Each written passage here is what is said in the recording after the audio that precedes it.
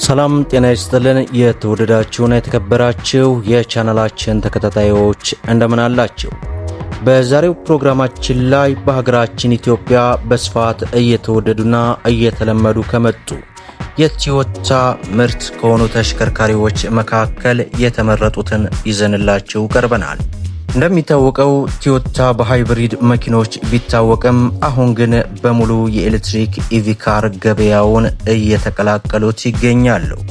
ዛሬም እነዚህ ተሽከርካሪዎችን በተመለከተ አሁናዊ በተለይ በሀገራችን ኢትዮጵያ ያለው የመኪና ገበያ ላይ ምን ያክል እየተሸጡ ነው? እንደምታውቁት በዚህ ቻናል የመኪና ዋጋ ሲጨምርም ሲቀንስም እየተከታተልን ወደ እናንተ የምናደርስበት ቻናል ነው። ሰብስክራይብ በማድረግ ቪዲዮውን ላይክ እያደረጋችሁ እስከ መጨረሻው ድረስ ተከታተሉ።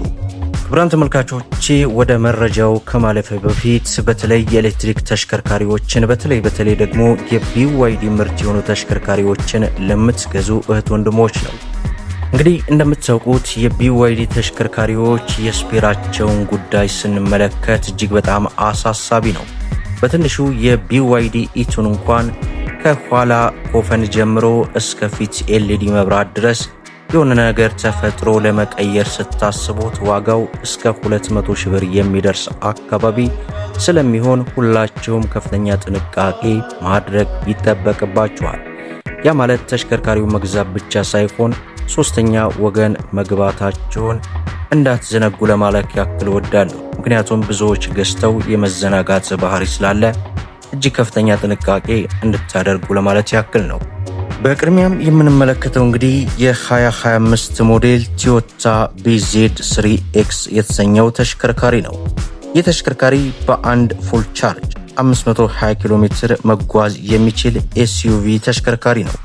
በዚህ ተሽከርካሪ የተገጠመለት ባትሪ ካፓሲቲው 58 ኪሎዋት አወር ሲሆን ሊቲየም አይረን ፎስፌት የተገጠመለት ተሽከርካሪ ነው።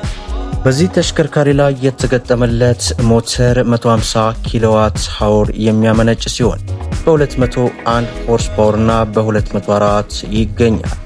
በዚህ ተሽከርካሪ ላይ የተገጠመለት ስክሪንን ስንመለከት ባለ 12 ኢንች ስክሪን ሲሆን አሁናዊ ዋጋውን ስንመለከት ከቦታ ቦታ ልዩነት ቢኖራቸውም ከ6 ሚሊዮን 400 ሺህ ብር ጀምሮ ለገበያ መቅረቡን ተመልክተናል።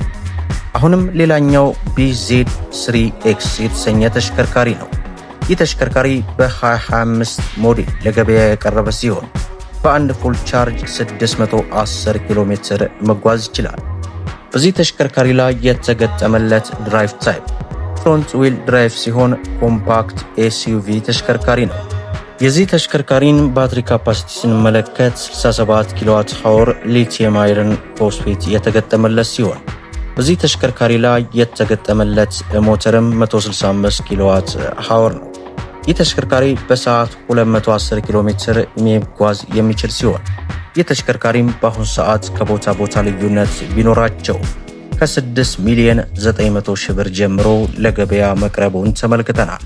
ሌላው የቶዮታ ምርት የሆነው እጅግ በጣም ተወዳጁ ቶዮታ BZ4X የተሰኘው ተሽከርካሪ ነው።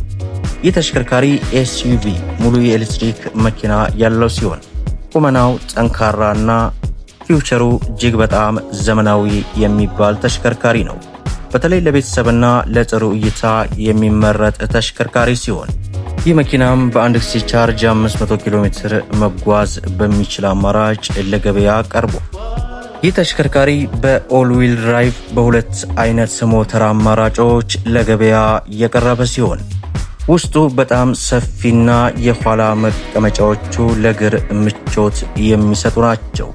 በዚህ ተሽከርካሪ ላይ ሰፋ ያሉ ስክሪኖች፣ ዘመናዊ ደህንነትን ሲስተም የሚጠብቁ የተለያዩ ፊውቸሮች የተገጠሙለት ሲሆን በተለይ ይህ ተሽከርካሪ ከቢዋይዲ ጋር በመተባበር እየተሰራ በመሆኑ የባትሪው ቴክኖሎጂ እጅግ በጣም ዘመናዊ ነው።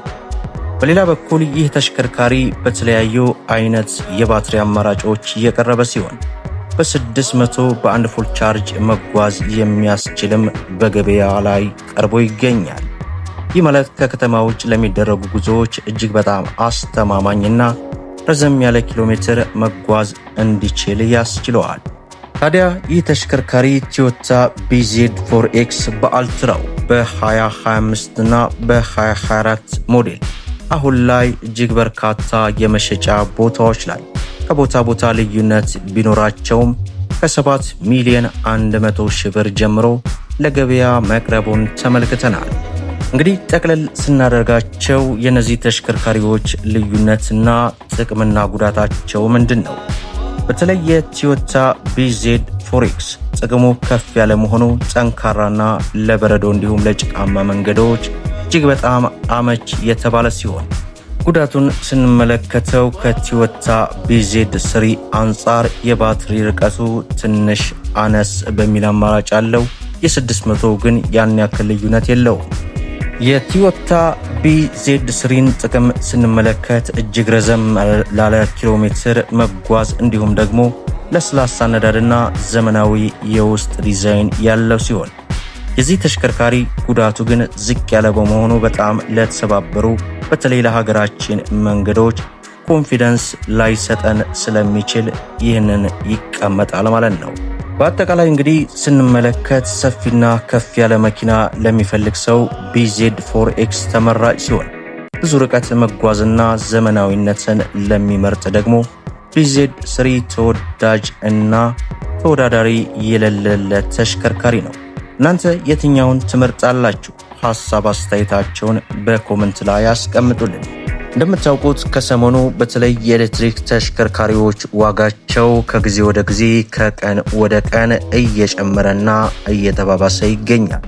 ይህም የሆነበት ዋነኛው ምክንያት አሁን ላይ በሀገራችን ኢትዮጵያ ብሎም በዓለማት ላይ ማለት ነው የነዳጅ ዋጋ እጅግ ባልተጠበቀ ሁኔታ ጨምሯል። ይህ ጭማሪ በተለይ ደግሞ የነዳጅ ዋጋ መጨመር ብቻ ሳይሆን የነዳጅ እጥረት በዓለም ደረጃ መከሰቱ የመኪና ገበያውን እንግዲህ በሚገርም ሁኔታ አቀዛቅዞታል። ምናልባትም እንግዲህ በሚቀጥሉት ቀናት ቅናሽ ሊኖር እንደሚችል ብዙዎች ቢናገሩም አሁን ላይ ግን ጭማሪው ብዙዎችን እያነጋገረ ነው። ዞሮ ዞሮ እየተከታተልን ወደ እናንተ የምናደርስና የምናስደምጥ ነው የሚሆነው። ሁላችሁም እንግዲህ ቪዲዮውን ላይክ ሸር እያደረጋችሁ ለብዙ ኢትዮጵያን እህት ወንድሞች እንዲደርስ አድርጉ።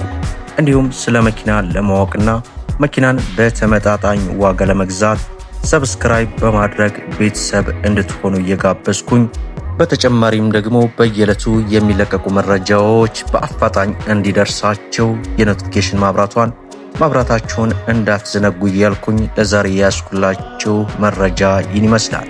እስከ ፍጻሜ ድረስ አብራችሁን ስለቆያችሁ ልባዊ ምስጋናችንን እየሰጠን በሌላ ቪዲዮ እስከምንገናኝ ወሰላሙ አለይኩም ወራህመቱላህ።